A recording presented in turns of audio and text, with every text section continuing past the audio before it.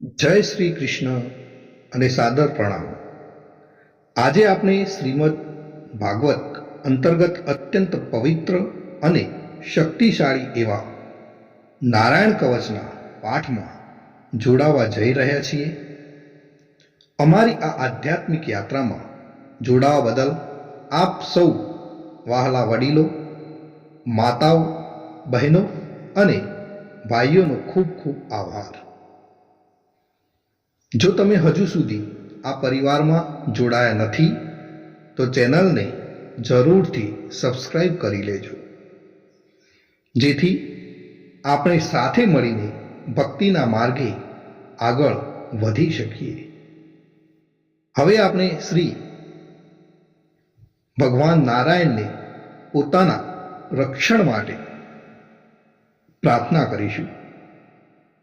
હે પ્રભુ, આપના આ દિવ્ય કવચ દ્વારા મારા શરીર, મારું મન અને આત્માનું રક્ષણ કરજો। ચારે દિશાઓમાંથી, આકાશ અને પાતાળમાંથી આપની દિવ્ય શક્તિઓ મારું રક્ષણ કરે। મારા અંતરમાં રહેલા વિકારોનો નાશ કરી મને આપના શરણમાં રાખજો। હે નારાયણ, આપના આ કવચ મારું હંમેશા રક્ષણ કરતું રહે એવી પ્રાર્થના છે। મિત્રો, હવે આપણે વિશ્વ શાંતિ માટે પણ પ્રાર્થના કરીશું। હે અખિલ બ્રહ્માંડના માલિક, હે લક્ષ્મીપતિ નારાયણ, આ પવિત્ર પાઠના પ્રભાવથી સમગ્ર વિશ્વમાં શાંતિ સ્થપાય, સર્વે જીવોનું કલ્યાણ થાય અને આ જગતમાંથી અશાંતિ, ભય અને વ્યાધિનો નાશ થાય એવા ભાવ સાથે અમે આ પાઠ આપને અર્પણ કરીએ છીએ।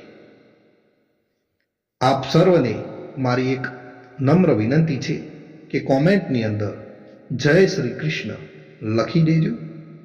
ઓમ નમો નારાયણ, ઓમ નમો નારાયણ, ઓમ નમો નારાયણ, ઓમ નમો ભગવતે વાસુદેવાય। મિત્રો, હવે આપણે એકાગ્રતા સાથે નારાયણ કવચનો પાઠ કરીશું। શ્રીમદ ભાગવતના 6ઠ્ઠા સ્કંદના 8મા અધ્યાયમાં શ્રી નારાયણ કવચ ત્વષ્ટા ઋષિના પુત્ર વિશ્વરૂપ ઇન્દ્રને કહે છે। વિશ્વરૂપ કહે છે, જ્યારે ભયનો સમય પાસે આવ્યો હોય ત્યારે મનુષ્ય હાથ પગ ધોઈ આચમન કરી ઉત્તર દિશા તરફ મુખ રાખી નારાયણ કવચનો પાઠ કરવો। જ્યારે ભય આવે ત્યારે શ્રી નારાયણ રૂપ નામનું બખ્તર આપણે ધારણ કરવું। તો મિત્રો, નારાયણ કવચનો પાઠ આ રીતે છે, જે તમે સંપૂર્ણ સાંભળજો। ગરુડની પીઠ પર ચરણ કમળ ધારણ કરનારા, 8 સિદ્ધિઓવાળા, 8 બાહુઓવાળા અને તે 8 બાહુઓ વિશે શંખ, ચક્ર, ઢાલ, ગદા, બાણ, ધનુષ તથા પાસને ધારણ કરનારા શ્રીહરિ મારી સર્વ પ્રકારે રક્ષા કરો। જળમાં મત્સ્ય અવતારધારી ભગવાન જલતંતુઓથી તથા વરુણના પાસથી મારી રક્ષા કરો। માયાથી બટુક બનેલા વામનજી સ્થળમાં મારી રક્ષા કરો। શ્રી વિશ્વરૂપ ત્રિવિક્રમ ભગવાન આકાશમાં મારી રક્ષા કરો। જેના અટ્ટહાસ્યથી દિશાઓ ગાજી ઉઠી હતી અને ગર્ભિણીઓના ગર્ભ પડી ગયા હતા એવા ઋષિ ભગવાન દુર્ગ, વન અને યુદ્ધ ભૂમિમાં મારી રક્ષા કરો। પોતાની દાઢથી પાતાળમાંથી પૃથ્વીનો ઉદ્ધાર કરનાર ભગવાન યજ્ઞ મૂર્તિ વરાહ માર્ગમાં મારી રક્ષા કરો। પરશુરામ ભગવાન પર્વતોના શિખરોમાં મારી રક્ષા કરો। અને ભરતના મોટા ભાઈ રામ ભગવાન તથા લક્ષ્મણ પ્રવાસમાં અમારી રક્ષા કરો।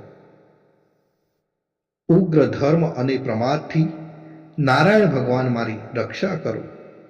નિંદાથી નર ભગવાન ને યોગ ભ્રષ્ટ થતા યોગેશ્વર દત્તાત્રેય ભગવાન મારી રક્ષા કરો. ત્રણેય ગુણોના સ્વામી ભગવાન કપિલ કર્મ બંધનથી મારી રક્ષા કરો. સનંત કુમાર ભગવાન કામદેવથી મારી રક્ષા કરો.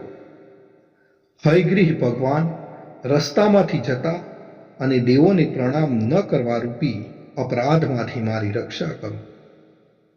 હે દેવર્ષિ શ્રેષ્ઠ મુનિ નારદ ભગવાન, ભગવાનની પૂજામાં જે કોઈ વિઘ્ન નડે તેનાથી મારી રક્ષા કરો.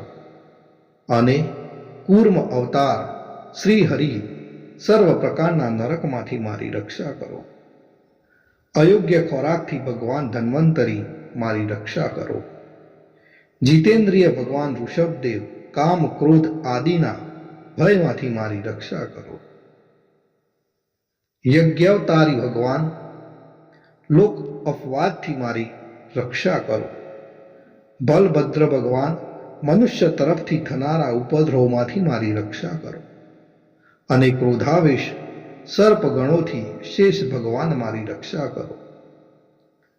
ભગવાન વેદવ્યાસ અજ્ઞાનથી મારી રક્ષા કરો. આ પાખંડીઓના ટોળામાંથી ભગવાન બુદ્ધ મારી રક્ષા કરો. ધર્મની રક્ષા કરવા માટે અવતાર લેનાર ભગવાન કલ્કી કાળના મૂળ રૂપ એટલે કે આ કળિયુગથી મારી રક્ષા કરો. હે કેશવ ભગવાન પ્રભાતમાં ગદાથી મારી રક્ષા કરો. હે વેણુધર ભગવાન ગોવિંદ આ સંકટ કાળમાં મારી રક્ષા કરો. ઉદાત શક્તિ નારાયણ ભગવાન પ્રાહન કાળમાં મારી રક્ષા કરો. અને ચક્રધારી ભગવાન વિષ્ણુ મધ્યાહન કાળમાં મારી રક્ષા કરો. મધુ દૈત્યને મારનાર ઉગ્ર ધનુર્ધારી ભગવાન વિષ્ણુ ત્રીજા પહોરમાં મારી રક્ષા કરો. બ્રહ્મા વિષ્ણુ અને રુદ્ર એ ત્રણ મૂર્તિવાળા ભગવાન સાધવ સાય કાળમાં મારી રક્ષા કરો. ઇન્દ્રિયોના સ્વામી ઋષિકેશ ભગવાન પ્રદોષ કાળમાં મારી રક્ષા કરો. પદ્મનાભ ભગવાન કેવળ એક અર્ધ રાતથી પહેલાના કાળમાં અને અર્ધ રાતે મારી રક્ષા કરો. શ્રી વત્સ ચિહ્નધારી ભગવાન એવા ઈશ શ્રી વિષ્ણુ પાછલી રાતે મારી રક્ષા કરો.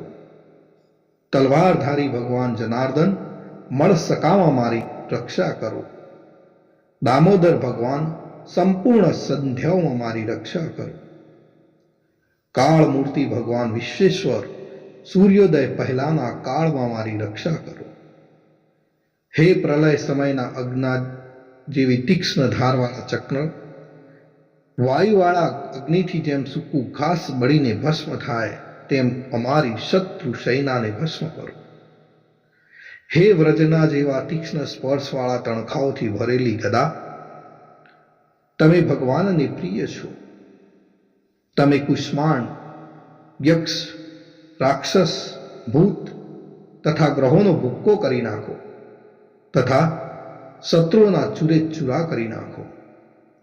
હે પંચજન્ય શંખરાજ, શ્રી કૃષ્ણ ભગવાન તમને ફૂંકીને ભયંકર શબ્દ કરે છે અને તેનાથી શત્રુઓના હૃદય કંપે છે.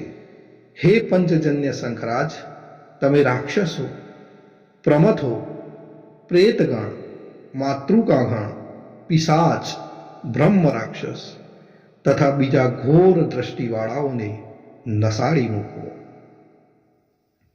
હે તીક્ષ્ણ ધારવાળી તલવાર, તમે ભગવાનના હસ્ત દ્વારા પ્રેરાઈને મારા શત્રુઓના સૈન્યને કાપી નાખો.